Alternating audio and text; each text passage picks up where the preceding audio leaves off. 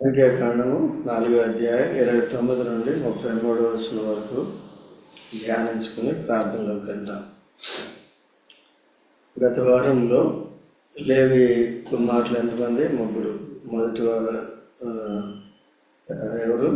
కహాతీయులు, గెర్షోనీయులు, మెరారీ. కహాతీయులకి ఏ పరిచయం ఇచ్చాడో మనం చూసుకుందాం. వారు మందసాన్ని ముఖ్యంగా మోసుకొని రావాలి. తర్వాత రెండవది ఎవరి గురించి చూసాం? గెర్షోనీయులు. సో వారు ఏమేమి పనులు చేయాలో కూడా మనం చూస్తూ వచ్చాం. వారు ప్రత్యక్షపు మందిరం యొక్క తెరలను, ప్రత్యక్షపు గుడారంను, దాని కప్పును, దాని పైకప్పును, సముద్ర వత్సల చర్మమయమైన పైకప్పును, ప్రత్యక్షపు గుడారం యొక్క ద్వారపు తెరలను, ప్రాకార తెరలను, మందిరం చుట్టూనున్న బలిపీఠం చుట్టూనున్న ప్రాకారపు గవని ద్వారపు తెరలను, వాటి త్రాళ్లను, వాటి సేవా సంబంధమైన ఉపకరణములన్నింటినీ వాటి కొరకు చేయబడినది యావత్తు మోయించు చేసు రావాలి. మోయాలి, పని చేయాలి. అట్లా దేవుని మందిరంలో సేవ ఘనత కొరకు చేయకూడదు, కానీ ఏ పరిచర్య ఉన్నా సరే దాన్ని చేయాలి, దేనులుగా చేయాలి. చేసినప్పుడు దేవుడు గణపరుస్తాడు. దేవుడు మెచ్చుకున్నవాడే యోగ్యుడు, కానీ మనుషులు మెచ్చుకుంటే యోగ్యులు కాదన్నమాట. అందుకనే మన దగ్గర మీరు ఎంతటి సేవ చేసినప్పటికీ మీ ముఖం మీద మీరు ఎంత గొప్ప పరిచర్య చేశారని మనం చెప్పాం. అది వాక్యానుసారమైంది కాదు. బహుమానం ఇచ్చేది దేవుడు. మనుషులు ఆ రీతిగా చేయకూడదు. ఎవరి యోగ్యులో వారికే పరిచర్య ఇవ్వాలి. తర్వాత ఎవరికి దేవుడు ఆ సామర్థ్యం ఇచ్చాడో, ఎవరు సాక్ష్యం కలిగి ఉన్నారో వారికే పరిచర్య అప్పగిస్తూ రావాలి. చెప్పింది చెప్పినట్టు చేయకుండా ఇష్టానుసారంగా చేస్తే బహుమానానికి బదులుగా శిక్ష వస్తుంది. ఆ సేవను దేవుడు అంగీకరించడు. ఇప్పుడు మూడవదిగా మనం చూసినప్పుడు 29వ వచనంలో మెరారీయులను వారి వారి వంశముల చొప్పునను వారి వారి పితరుల కుటుంబముల చొప్పున లెక్కింపవలను. 30 ఏండ్లు మొదలుకొని 50 ఏండ్ల వరకు వయసు కలిగి ప్రత్యక్ష గుడారంలో పనిచేయుటకు సేనగా చేరువారు అందరినీ లెక్కింపవలను. 30 ఏళ్ళు. అందరికీ వయసు ఒకటే ఉంది. ప్రత్యక్ష గుడారంలో పనిచేసే వారందరికీ కూడా 30 ఏళ్ళ నుంచి 50 ఏళ్ళ వరకు లెక్కించి వారందరూ కూడా సేవ చేసేవారిని సిద్ధపరచాలి. 31వ వచనంలో మనం చూస్తే ప్రత్యక్ష గుడారంలో వారు చేయ పని అంతటి విషయంలో వారు మందిరపు పలకలను, దాని అడ్డకర్రలను, దాని స్తంభములను, దాని దిమ్మలను, దాని చుట్టూనున్న ప్రాకార స్తంభములను, వాటి దిమ్మలను, వాటి మేకులను, వాటి త్రాళ్లను, వాటి ఉపకరణములన్నింటినీ, వాటి సంబంధమైన పని అంతటికి కావలసినవన్నిటినీ వారు మోసి కాపాడవలసిన బరువులను పేర్ల వరుసన లెక్కింపవలను. మెరారీయుల వంశములు ప్రత్యక్షపు గుడారంలో యాజకుడుగా అహరోను కుమారుడైన ఈతామారు చేతి కింద చేయవలసిన సేవ ఇది. అంతే వారు చేయవలసిన సేవ అని చెప్పారు. ఇక్కడ కూడా గెర్షోనీయులకు కూడా ఎవరి సూపర్విజన్లో, ఎవరి క్రింద చేయవలసి వచ్చింది? అహరోను కుమారుడైన ఈతామారు. ఇక్కడ కూడా ఎవరండి? ఈతామారు. తర్వాత అహరోను కుమారులో 2 కుమారులు చనిపోయారు. ఎందుకంటే వారు కూడా అన్యాయాన్ని అర్పించి దేవుడు చెప్పినట్టుగా ధూపం వేయకుండా స్వబుద్ధిని ఆధారం చేసుకున్నారు. వారు మరణించవలసి వచ్చింది. అందుకనే దేవుడు జాగ్రత్తగా మనం చూసుకోవాలి. ఎక్కడైనా వాక్యానికి విరోధంగా మనం చేసినప్పుడు కష్టం అవుతుంది. ఇలాగా చాలామంది దేవుని సేవ చేయాలి అందరూ కూడా. అయితే దేవుని యొక్క దైవికమైన విధానంలో చేయాలి. ప్రతి సేవ దేవుడు ఎలా చేయాలనేది చెప్పాడు అన్నమాట. నేటి దినాల్లో అటువంటి ప్రత్యక్షత లేకుండా చాలా చోట్ల పరిచర్య జరుగుతుంది. కనుక సాతానుడు ఏం చేస్తాడంటే, దేవుడు ఏ నియమాన్ని అయితే పెట్టాడో వాడు పెట్టాడు. సాతానుడు ఏం చేస్తాడంటే, బోధకులు కానీ నడిపించే సంఘ నాయకులు కానీ ఈ ప్రత్యక్షత లేకుండా పాడు చేసి తప్పుడు విధానంలో చేసేటట్టుగా సిద్ధపరుస్తాడు. అందుకనే సంఘ నాయకులకి ఈ ప్రత్యక్షత ఉందో లేదో జాగ్రత్తగా చూడాలి, చూసి జాగ్రత్తగా చేసుకోవాలి. మనకైతే విశ్వాసం దగ్గర నుంచి, మారుమనసు దగ్గర నుంచి, బాప్తిసం దగ్గర నుంచి, సంఘంలో సర్వీస్ ఆర్డర్, అందరూ సండే సర్వీస్ అంటారు. సర్వీస్ ఆర్డర్ దేవుడు ఎలా నియమించాడు ఇవన్నీ కూడా తెలియాలి. తెలియకుండా ఏం చేస్తున్నారంటే చాలామంది నడిపిస్తున్నారు. సో అటువంటిప్పుడు కష్టం అవుతుంది. అందుకనే విశ్వాసాలని నేను జ్ఞానంతో నింపబడటం కాదు కానీ, నేను వాక్యక్రమాన్ని నేర్చుకోవటం కాదు కానీ మీ అందరికీ కూడా తెలియచేయాలి. అది ఎక్కడుంది, ఎక్కడి నుంచి వచ్చిందని తెలిసినప్పుడు మీరు దాని మీద ఉంటారన్నమాట. క్రైస్తవ జీవితము రైలు బండి లాంటిది. రైలు దేని మీద నడుస్తుంది? పట్టాల మీద నడుస్తుంది. పట్టాలు లేకపోతే పట్టాలు కొంచెం ఇటు అటు అయినా సరే ఏమవుతుంది? రైలు దాంట్లోనూ వారందరికీ ఆల్మోస్ట్ మరణానికి కూడా కారణమవుతుంది.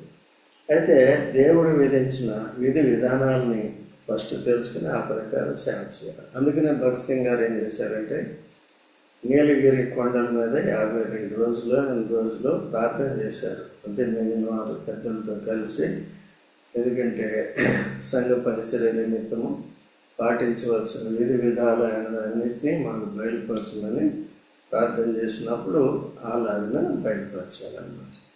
ఫస్ట్ రక్షణ విషయంలో, రక్షణార్థమైన విశ్వాస విషయంలో, జీవార్థమైన మారుమనసు విషయంలో, తర్వాత బాప్తిసం ప్రత్యక్షత, సంఘంలో రక్షణ పొందిన తర్వాత ఏం చేయాలనేవి ఇవన్నీ కూడా ఇచ్చారన్నమాట. భగత్ సింగ్ గారు కూడా ఆల్మోస్ట్ ఈ క్రమం అంటే ఆయనకి సంపూర్ణమైన ప్రత్యక్షత ఉంది. బట్ చెప్పినప్పుడు వాటి గురించి, డాక్టర్స్ గురించి ఆయన చాలా తక్కువగా చెప్తారు. చెప్పినప్పటికీ కూడా అక్కడో ఎక్కడో చెప్పారు, లింక్ చేయకుండా చెప్పారు. అయితే నేను కూడా రక్షణ పొందిన తర్వాత మొదటిసారి హెబ్రోన్కి వెళ్ళాను. హెబ్రోన్కి వెళ్తే మొదటిసారి మెథడిస్ట్ చర్చ్కి వెళ్ళాను నాంపల్లిలో. వెళ్ళిన తర్వాత అక్కడ బెంచ్ మీద కూర్చున్నాం. ఏదో గంట చెప్పారు, నాకేం అర్థం లేదు. ఆల్మోస్ట్ నిద్రపోయాను. గంట కొట్టారు. మీటింగ్ అయిపోతే వాళ్ళు గంట కొడతారు. లేచి వచ్చేసాను. అప్పుడు సనత్ నగర్లో ఉండేవాళ్ళం. అయితే తర్వాత రెండవసారి నుండి మా స్నేహితుడు క్రిస్టియన్ ఆయన ఉంటే, అక్కడ బాగోలేదు, నాకేం అర్థం కాలేదు అంటే, నేను నెక్స్ట్ సండే మంచి చర్చికి తీసుకెళ్తాను, బాగా అర్థమవుతుందని చెప్పి, ఆయనకు మారుమనసు లేదు, స్మోకింగ్ అన్నీ చేస్తాడు. అయితే ఆయన నన్ను హెబ్రోన్కి తీసుకెళ్ళాడు. హెబ్రోన్ తీసుకెళ్తే భగత్ సింగ్ గారు ఉన్నారు, అన్నీ బాగున్నాయి. వాటి దగ్గర నుంచి అప్పుడు 5:30 అయ్యేది, 10 గంటలు స్టార్ట్ అయితే 5:30 అయ్యేది. మేము 10 గంటలకి వెళ్ళిపోయాడు. కొత్త బస్సుకి వెళ్ళాం కదా. 10 గంటలకు వెళ్ళిపోయి మంచిగా హ్యాపీగా ఉంది. అప్పుడు యవనప్రాయం కూడా కనుక బాగా ఉంది. తర్వాత నాకెవరైతే సువార్త చెప్పారో ఒక అమ్మాయి, కేరళ అమ్మాయి ఏం చేసిందంటే, వద్దు హెబ్రోన్కి వద్దు, హెబ్రోన్లో వద్దు, నేను వేరే దగ్గరికి తీసుకెళ్తాను నెక్స్ట్ సండే అని చెప్పి. లేదమ్మా ఇక్కడ బాగుంది, అంతకుముందు వెళ్ళింది బాగోలేదు, నాకేం అర్థం కాదు, ఇక్కడంతా బాగుంది, హ్యాపీగా పీస్ఫుల్గా ఉంది అంటే, లేదు నాకు కారణం చెప్పు, కారణం అర్థం కావాలి కదా, ఎందుకు వద్దంటున్నా. అక్కడ ఓన్లీ న్యూ టెస్టిమెంటే చెప్తారు, ఓల్డ్ టెస్టిమెంట్ అని చెప్పి. నేను లేదు, వాళ్ళ దగ్గర ఫుల్ బైబిల్స్ ఉన్నాయి, అది కారణం నుంచి ప్రకటన దాకా ఊరికే మార్చి చెప్తున్నారు, ఏంటి వాక్యాలు రిఫరెన్స్లు. మరి అట్లా అంటున్నాడు. లేదు వాళ్ళు అంతే అని చెప్పారు. బైబిల్ ఉన్నా కానీ నీకు కొత్త నిబంధన చెప్తారు. అంటే పాత నిబంధన ఆధారం చేసుకుని కొత్త నిబంధన చెప్తారు, అది కరెక్ట్. కానీ పాత నిబంధన ఆధారం చేసుకోకుండా కొత్త నిబంధన లేదు. ఆయన చెప్పేటప్పటికి లేదు అక్కడికి వెళ్ళొద్దాం. సరే, ఆత్మీయ విషయంలో నా గురువు కదా అని సరే పోయేళ్ళాను. సికింద్రాబాద్ దగ్గర బోయి కూడా ఏదో ఉంది, అక్కడ పెంతెకోస్తు చేర్చారు. అక్కడికి తీసుకెళ్ళాను.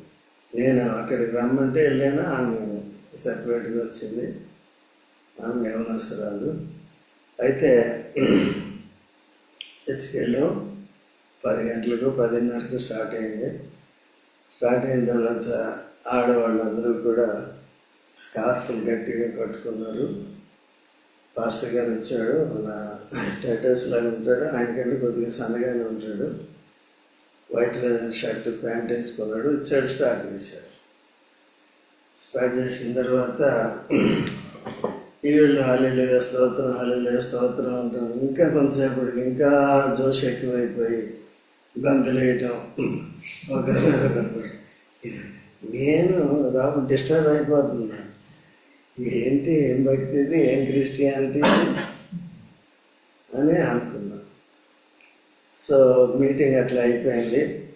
1 గంటకు 1 గంటకి అయిపోయింది. అయిపోయిన తర్వాత నేను నెమ్మదిగా లేచి అమ్మాయి కూడా చెప్పకుండా బయటకు వచ్చేద్దామని. బయటికి ఆ డోర్ బయటకు వచ్చాను. వెంటనే ఆ పాస్టర్ గారు వచ్చి నా చేయి పట్టుకున్నాడు. అనిపించి, ఎక్కడికి వెళ్తున్నాను? ఇంటికి వెళ్తున్నాను సార్. అయితే లేదు ఉండి అన్నాడు. ఎందుకన్నా? ఇప్పుడు బాప్తిసం ఇస్తాను నీకండి. అది ఇప్పుడు నేను బాప్తిసానికి రెడీగా లేను, నేను దాన్ని ఇంకా తెలుసుకోవాలి అంటే లేదు అని బలవంతం చేస్తున్నాడు. కొద్దిగా బలమైన అప్పుడు చెయ్యి ఇట్లా విదిలించి పరుగు సికింద్రాబాద్ స్టేషన్ ఉంది కదా, అక్కడ ఉంటాయి బస్సులు, కుక్కటిపల్లి హౌసింగ్, పరిగెట్టుకుని బస్సు ఎక్కువ వచ్చేసాను. సాయంకాలం అమ్మాయి దగ్గరికి వెళ్ళాను. ఏమో నాకు కనపడలేదు, వచ్చేసామంటే పాస్టర్ గారు ఇట్లా అన్నాడు. ఆయన చెప్పింది కరెక్టే కదా, బాప్తిసం తీసేసుకోవాలని. దాని గురించి తెలియకుండా నేనేం చేయనమ్మా, ఏదైనా అర్థం చేసుకుని చెయ్యాలి అని చెప్పి. అయితే నువ్వు ఆమెకి ఏదో వేరే సబ్జెక్టులు ట్యూషన్ చెప్పేవాడిని ఆ టైంలో. కేరళ అమ్మాయి, ఆమె ఇంగ్లీష్ ఒకటే మాట్లాడేది, ఈ తెలుగు వచ్చేది కాదు, కొత్తగా వచ్చింది. అట్లా దేవుడు కనెక్ట్ చేశాడు అనమాట. అవును, నువ్వు రేపు నుంచి నాకు చెప్పొద్దు, ట్యూషన్ చెప్పొద్దు, ఎందుకంటే నువ్వు ఈ చర్చికి రాకపోతే నువ్వు చెప్పొద్దు. సరే అమ్మ, పర్లేదు, నాకు అదే అర్థమైంది, అక్కడికి వెళ్తాను, నేను చూసినద్దు. కానీ ఆ రోజు నుంచి కరెక్ట్, ఆమె ఎక్కడ నేను ఎక్కడ. ఓకే అండి. అట్లా దేవుడు ఎక్కడ సరిపోయి చేసుకొచ్చాడు, ఎప్పుడు తీసుకొచ్చాడు కదండి. లేకపోతే సాతాను చాలా ట్రై చేస్తాడు అన్నమాట. ట్రాక్ ఎందుకు చెబుతున్నాను నేను, ట్రాక్ తప్పించటానికి కదా, క్రమం తప్పించడానికి చేస్తాడు. దేవుని దయ వల్ల నా మనసు అంగీకరించలేదు కాబట్టి నేను ఒప్పుకోలేదు, కాంప్రమైజ్ అవ్వలేదు. తర్వాత అప్పుడు నేను ప్రార్థన చేశాను, ప్రభువా నువ్వు ఒక్కడే కదా, ఏంటి ఇన్ని సంగతులు, విశ్వాసం ఉంటే అంటావు, బాప్తిసం ఉంటే అంటావు, ఏంటి అక్కడ ఒకలాగా ఉంది, ఎబ్రోన్ ఒకలాగా ఉంది, ఇదొకలాగా ఉంది, ఇన్ని రకాలు ఏంటి. నేను 1970లోనే ఒక రెసిడెన్షియల్ స్కూల్లో ఉన్నప్పుడు అక్కడ ఫ్యామిలీ ప్రేయర్స్ తర్వాత అన్నీ జరిగి అక్కడ చర్చికి కూడా వెళ్ళేవాడిని. అది కూడా నాకు గుర్తులేదు, అది మెథడిస్ట్ కాదు కానీ సిఎస్ఐ దాన్ని 1970లో. అక్కడే పాట నేర్చుకున్నాను. యేసును పోలని జీవితమే చాలు, పేదకు ఏ భూమిలో అనే పాట ఉంటుంది. భూమిలో అని మీకు ఎవరికైనా తెలుసా? అంతకుముందు యూత్ బుక్లో పెట్టాను. యేసుని పోలిన జీవితమే చాలు, పేదకు ఈ భూమిలో అనే పాట. ఓకేనండి. కాబట్టి అప్పుడు 1970లో నేర్చుకున్నాను. కనుక ఆ విధంగా దేవుడు దర్శించి తిరిగి సమకూర్చాడు నన్ను. తర్వాత ఇట్లా ప్రార్థన చేసినప్పుడు అప్పుడు నాకు ఇదంతా బయలుపరిచాడు. ఫస్ట్ పేతురు సువార్త ప్రకటించాడు. సువార్త అంటే ఏంటి, తర్వాత వారు మారుమనసు పొందారు, మారుమనసు అంటే ఏంటి, తర్వాత బాప్తిజం ఇచ్చారు, బాప్తిజం అంటే ఏంటి, తర్వాత పరిశుద్ధాత్మని వరం పొందారు. యూదులు అప్పుడు బాప్తిజం పొందిన కొర్నేలి కదా, ముందు పరిశుద్ధాత్మ పొందిన తర్వాత నీటి బాప్తిజం, అది మనకి ఇప్పుడు వర్తిస్తుంది. ఇవన్నీ కూడా చూపించాడు. చూపించి తర్వాత సంఘక్రమం ఎట్లా ఉంటుంది, అపోస్తల బోధ, మీరేం చేశారు, బోధ, సహవాసం పెట్టి. అయితే అపోస్తల బోధ బాగానే ఉంది, కానీ అందరూ ఏమనుకుంటున్నారంటే బోధ అంటే వాక్యం చదువుకోవడం అనుకుంటున్నారు, కానీ అది డాక్ట్రిన్ అనమాట. ఇంగ్లీష్లో అపోజల్స్ డాక్ట్రిన్ అంటుంది. అప్పుడు నేను ఇంగ్లీష్ బైబిలే చదివాను చాలా కాలం. తర్వాత విలేజెస్లో అది చేస్తుంటే ఇంకా అప్పటి నుంచి తెలుగు మొదలుపెట్టాను. ఇప్పుడు ఇంగ్లీష్ మర్చిపోయాను, అర్థమైందా? అట్లా కాబట్టి అట్లా బయలుపోయినాం. ఇప్పుడు ఇది ఇక్కడ ఉంది కదా, మొదటి దినవృత్తాంతం 16వ అధ్యాయం మొదటి 4 వచనాలు ఏముంటుంది, మందసాన్ని తీసుకొచ్చి వారిని నడుమ పెట్టి దహన బలి సమాధాన బలి అర్పించి పురుషులకేమి స్త్రీలకేమి ఒక భక్ష్యమును ద్రాక్ష గెలల ఆడను ఒక్కొక్కరికి ఏం చేశారు కదా, ద్రాక్ష గెలలు. ఎందుకంటే అప్పుడు పిండబడలేదు యేసుప్రభు, ఇప్పుడు పిండబడ్డాడు, సిలువేయబడి రక్తం కార్చాడు, ద్రాక్షారసం గుర్తుగా ఉంది, రసం అయ్యాడు కదా. కాబట్టి ఇవన్నీ కూడా తెలియజేశారు. అందుకని దీనికి కట్టుబడి ఉంటా, అందుకని ఇటు అటు తిరగండి. తర్వాత కూడా నా దగ్గరికి వేరే వారు వచ్చారు. వేరే వారు సనత్నగర్లో ఉన్నప్పుడు వేరే పెంటెకోస్టల్ పాస్టర్స్ వచ్చి వాళ్ళు బలవంతం చేశారు. అక్కడికి వెళ్ళారు. వాడికి స్నేహం ఉంది, ఇప్పటికీ ఉంది, కానీ ఒక ఆయన చనిపోయాడు, ఒక ఆయన ఉన్నాడు, బట్ లేదు. ఓకే అండి. సో అలాగా దేవుడు నన్ను స్థిరపరిచాడు. తర్వాత దేవుడు నాకు ఏ పరిచయం ఇచ్చాడు దాని మీద మనసు పెట్టి ఇంతవరకు కూడా నడుచుకోవడానికి సహాయపడ్డాడు. ఇటు అటు డీవియేట్ అవ్వడానికి వీలు లేదు. ఎందుకు చెప్పాను ఈ మాటలేంటంటే, క్రైస్తవ జీవితము రైలు పట్టాల మీద నడుచుకోవాలి. కాబట్టి దేవుడు ఈ పట్టాలు వేశాడు, ఈ మాదిరి, ఈ పద్ధతి ప్రకారం చేయాలి. లేకపోతే ఇవన్నీ చెప్పి ఏం లాభం? నిబంధన అంటే అర్థం ఏంటి కదా, దేవుడు చెప్పినట్టే చేయాలి. అప్పుడే బహుమానం ఉంటుంది, అప్పుడే జీవం ఉంటుంది. లేకపోతే ఏమొస్తుంది, తప్పుగా చేస్తే మరణం వస్తుంది. బహుమానం సంగతి తర్వాత అసలు ఎక్కడికి వెళ్తాం మనకి అర్థం కాదు. ఓకే, అలా లేకుండా దేవుడు ఈ విషయాలు మీరందరూ కూడా అలాగ ఉండాలని ఇవన్నీ మీకు చెప్తున్నాం. ప్రతిసారి కూడా ఎవరైనా కొత్తగా వస్తే వాళ్ళని కూర్చోబెట్టి వారికి మారు మనసు గురించి మళ్ళీ చెప్పి, విశ్వాసం గురించి మళ్ళీ చెప్పి కదా, సువార్త అంటే ఏంటో తెలియదు కదా, ఇవన్నీ కూడా చెప్పి లేఖనాలను చూపించి తర్వాత ఈ క్రమాన్ని కూడా వెంటనే బోధించి అట్లా చేస్తాం. ఇప్పుడు పోయి ఆ సంఘాల్లో అంతకుముందు కూడా తిరిగాను, దేశాలు ఊర్లు అన్నీ తిరిగాను, ఊర్లు రాష్ట్రాలు అన్నీ తిరిగాను. వాళ్ళకి ఇవి చెప్తే అక్కడ అర్థం అవ్వట్లేదు కదండి. అంతే, బాధ చేయాలి, 7 పాయింట్లు బాధ చేయాలి, ఏదో ఒక సబ్జెక్ట్ తీసుకోవాలి కదా. దయ అంటే దయ మీద 7 పాయింట్లు చెప్పేసి అది ఎవరికి అర్థం అవ్వట్లేదు. అందుకని వెళ్ళటం మానేశాను 10 ఏళ్ళ నుంచి. అర్థమైందండి. మరీ బాగా తెలిసిన వాళ్ళు అంటే మన అక్మల్ రెడ్డి గారు కానీ, మన పాల్ సుజిత్ వాళ్ళ ఫాదర్ కూడా పెద్ద చర్చి నడిపిస్తారు నంద్యాల. అలాంటి చోట్లకి కొన్ని చోట్లకి వెళ్ళాము. ఓకే, ఇప్పుడు ద్వారా చాలా ప్రాంతాలకు వెళ్ళాము. సో ఏదైనప్పటికీ దేవుడు మనకి ఏ ప్రత్యక్షత ఇచ్చాడో అదే చెప్తాను. సో కాబట్టి మీరు కూడా ఇంతకీ చెప్పేది ఏంటంటే, ట్రాక్ ముఖ్యమా ఏది ముఖ్యం? ఆ ట్రాక్ అర్థం చేసుకోవాలి. దాన్ని డాక్ట్రిన్ అంటారు. ఆ సిద్ధాంతాన్ని ఏం చేయాలి? నేర్చుకోవాలి. సో అలాగా ఇప్పుడు ఇక్కడ మనం ఏం చేస్తామంటే, లేవి కుమారులు ఎంతమంది? ఏం పేర్లు వాళ్ళు? ఎవరికి దేవుడు ఏ పరిచయం ఇచ్చాడో అదే చేయాలి, కానీ ఎవరికి ఏ పరిచయం ఇచ్చాడో అదే చేయాలి, కానీ ఒకరి షూలు ఇంకొకరు తొడుక్కోవడానికి వీలు. కొంతమంది బయట చెప్పులు వదిలేస్తాం, ఒకరు తొడుక్కుని వెళ్ళిపోతారు కదా. అట్లా తొడిగితే ఏమవుతుంది? ఈయన తిట్టుకుంటాడు కొత్త చెప్పులు అయితే. కొంతమంది దొంగలు కూడా ఉంటారు, చెప్పులు దొంగలు. కొత్తవి కనపడితే అవి ఎత్తుకుని తొడుక్కుని వెళ్ళిపోతారు, వదిలేస్తారు. నాకు కూడా అయినట్టుంది 1-2 సందర్భాలు. నాకు ట్రైన్లో అయింది. ట్రైన్లో నా చెప్పులు, కొత్త చెప్పులు, ఎవరు తొడుక్కుని వెళ్ళిపోయారు.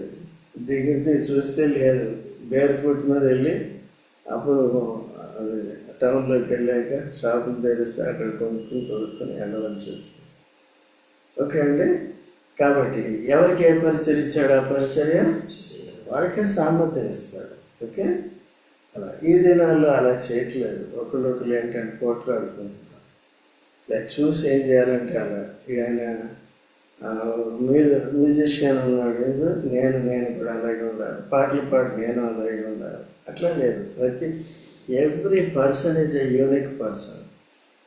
Every person is a unique person. అర్థమవుతుందండి? ఫిజికల్ నేచర్లో కానీ స్పిరిచువల్ నేచర్లో కానీ నాలాగా ఇంకెవ్వరు ఉండరు, నీలాగా సాత్వికలాగా ఇంకెవ్వరు ఉండరు. నీ మాట విధానంలో కానీ, నీ ఆలోచనలో కానీ, నీ క్రియలో కానీ ఉండరు. టైటస్ లాగా ఎవ్వరు ఉండరు. నా తాత అర్థమైంది, సింపుల్గా మర్చిపోయి ఉంటాడు అంతే. కానీ కొన్ని విషయాలు చేస్తాడు. అంటే విధేయత ఉంటుంది. నేను ఒకటే చూస్తాను, విధేయత ఉండాలి. అంటే లోపల కన్నింగ్ పద్ధతి ఏమైనా ఉపయోగిస్తే అప్పుడు ఒప్పుకోను. నిజంగా యథార్థంగా తప్పు చేసావు, నీకు రావాలి, కానీ తప్పించుకోవడానికి నువ్వు ఏదో యుక్తి పన్నావంటే అప్పుడు కొద్దిగా సెటరేట్ చేయటం జరుగుతుంది. అలా ఉండకూడదు. మనమంతా ఎలా ఉండాలి? అది మీ నష్టం, మీకు నష్టం జరగకూడదు. నేను కూడా అలాగే ఉండాలి. సో అలాగా ముగ్గురికి 3 రకాలైన పనులు ఇచ్చాడు. వీళ్ళకి ఏం పని ఇచ్చాడు? మెరారీలకి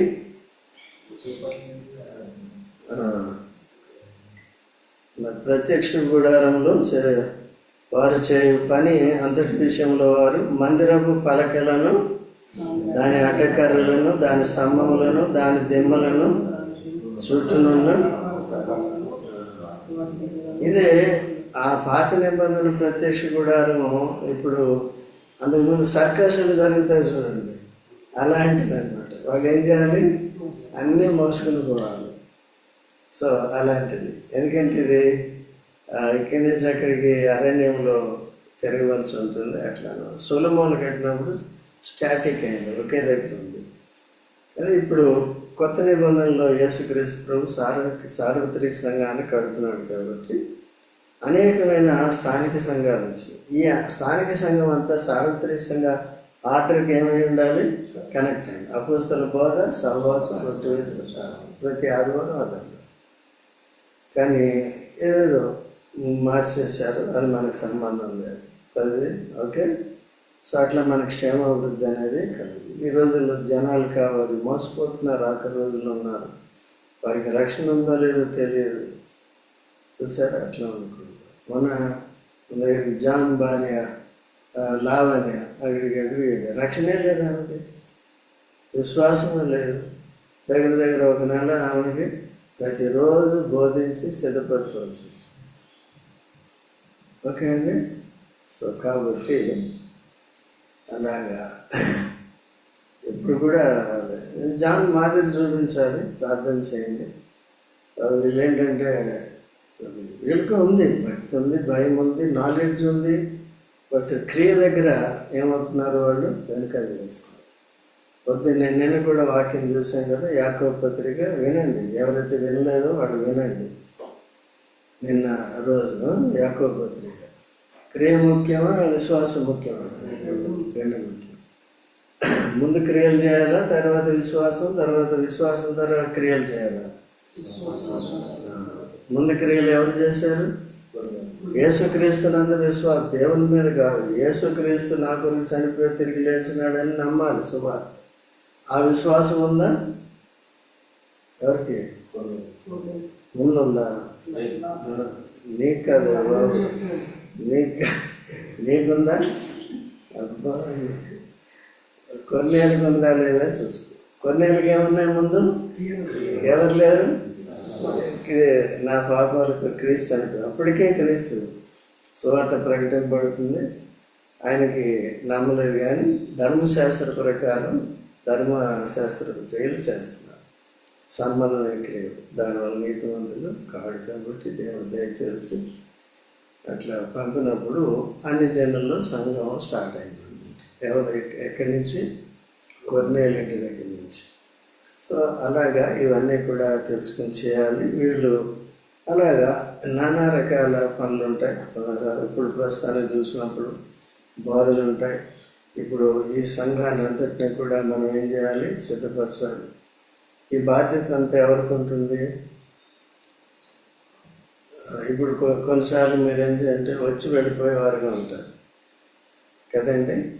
అది అలాగే లేకుండా ప్రతి వారికి కూడా మేమేం చేస్తూ ఉంటామంటే మీ ఆసక్తిని బట్టి, మీ దీనత్వాన్ని బట్టి, ఎందుకంటే కేవలం నేను ఈ బాధే చేస్తాను, అది కాదు ఇది కాదని ఏ పనైనా చేయటానికి రెడీగా ఉండాలి. ఇప్పుడు యాజకులుగా అందరూ యాజకులే కదా. 30 ఏళ్ళు 50 ఏళ్ళు ఇదేం లేదు. రక్షణ పొందినప్పటి నుంచి ఏమయ్యావు నువ్వు? యాజకుడివి. యాజక ధర్మం ఏంటి? మందిరానికి రావాలి, వాక్యాన్ని వినాలి, వాక్యానుసారంగా ఆరాధన చేయాలి, ప్రార్థన చేయాలి. ప్రార్థన నీ కొరకే కాకుండా ఇక్కడ చెప్తాము వాటి కొరకు చేయాలి, అందరి కొరకు చేయాలి, వారి ఆత్మీయ క్షేమం కొరకు చేయాలి కదా. భౌతిక విషయాలు ఒకవేళ ఆత్మీయ జీవితాలు ఆటంకకరంగా ఉంటే, కొరతలు ఉంటే వాటి కొరకు కూడా మనం చేస్తాం. అయితే యేసుప్రభు చెప్పింది ఏంటంటే మొదట నా రాజ్యాన్ని నీతిని వెతకండి, అప్పుడు ఇవన్నీ ఇస్తాను. చాలామంది విశ్వాసులు ఏం చేస్తారంటే అది వెతకరు కానీ మందనానికి ఇది కావాలంటారు. ఇది వచ్చిన తర్వాత ఏం చేస్తారు? పూర్తిగా మానేస్తారు. అట్లా ఉండకూడదు, ఓకేనా. అందుకనే ఆ యేసుప్రభు చెప్పిన ప్రతి మాట కట్టడి, అది సూత్రం. అది ఇప్పుడు నూతన నిబంధన క్రీస్తు నియమం అన్నమాట. దాన్ని పాటించవలసిందే, లేకపోతే కనుక ఆ విధంగా. అయితే ఇప్పుడు ఇక్కడికి వస్తే అద్భుతాలు జరిగిపోతాయి ఇవన్నీ చెప్తారు, కానీ రక్షణ విషయంలో ఉండవన్నమాట. భౌతిక విషయాలే చెప్తున్నారు. సంఘం ఉన్నది పరలోకానికి చేర్చాలి కదా. పరలోక సంబంధం, పరలోక రాజ్య విస్తీర్ణ కొరకు పరిచర్య చేయడానికి మనందరినీ వాడు. అందరూ ఇక్కడ అధికారం చేసేది ఎవరికీ లేదు. ఎవరికైనా ఉందా అధికారం? ఎవరండి అధికారి? యేసుప్రభువు. అందుకనే మనం అంతా దీన మనసు కలిగినప్పుడు మనల్ని వాడుకుంటాం. గర్వించినప్పుడు, అవిధేయత చూపించినప్పుడు, వాక్యానుసారంగా సంఘం ఏం చేయాలి? ఇప్పుడు క్రీస్తుకి నువ్వు సంఘంలో ఉంటే నువ్వేం చేయాలి? విధేయత చూపించాలి. అది ఈ లోకంలో భార్యాభర్తలకు కూడా మాదిరి చూపించు. సంఘము క్రీస్తుకి విధేయత చూపినట్లుగా మీరు భార్యలారా మీ భర్తలకు విధేయులే ఉండాలి. దేని విషయం? వాక్యానుసారంగా. ఓకే. ఆయన భర్త ఏమో ప్రార్థనకి వెళ్దామంటాడు, ఏమేమో రానంటాడు, ఈమె వెళ్దామంటాడు, ఆయన రాడు. ఇప్పుడు అన్ని కుటుంబాలు అట్లా. అవిధేయత అనే మాట ఆత్మీయ జీవితంలో మనకు ఉండకూడదు. ఆదాములో అవిధేయులం, ఇప్పుడు క్రీస్తులోకి వచ్చాం, క్రీస్తులో విధేయులుగా ఉండాలి. ఇవన్నీ నేర్చుకొని మీకు సేవా పరిచయాలు, మీకు ఇచ్చిన తలాంతులు, వరాలని మీరు దాన్ని డెవలప్ చేసుకుని శ్రద్ధగా కొంత సమయం వచ్చి వాడుకుని సంఘానికి క్షేమాన్ని కలిగజేయాలి. సంఘంలో దాన్ని వినియోగించాలి. సువార్త అయితే బయట కూడా ప్రకటించవచ్చు. అలాగా మనం సిద్ధపడదాం, ప్రార్థనలోకి వెళ్దాం.